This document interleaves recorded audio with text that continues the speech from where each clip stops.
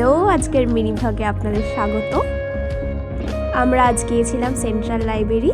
চলুন আপনাদের একটু ঘুরিয়ে দেখাই।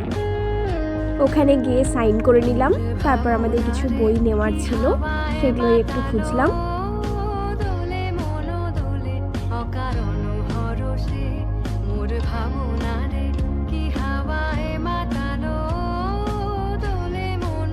এই বইটি নিলাম। এই বইটা আমাদের ডিপার্টমেন্টের প্রফেসর গৌতম ব্রহ্মচারীর লেখা বই। তারপর আরও কিছু গুরুত্বপূর্ণ বই নিয়ে আমরা দুজন গেলাম এই বইগুলোর ইস্যু করাতে। তারপর এখানে একটা অ্যাকোয়ারিয়াম দেখতে পেলাম, এখানে অনেক ছোট ছোট মাছ খেলছিল। আমরা কিছুক্ষণ সেটা দাঁড়িয়ে দেখলাম। এটা আমাদের সেন্ট্রাল লাইব্রেরির বাইরের পরিবেশ, সবসময় এরকম ফুল দিয়ে সাজানো থাকে।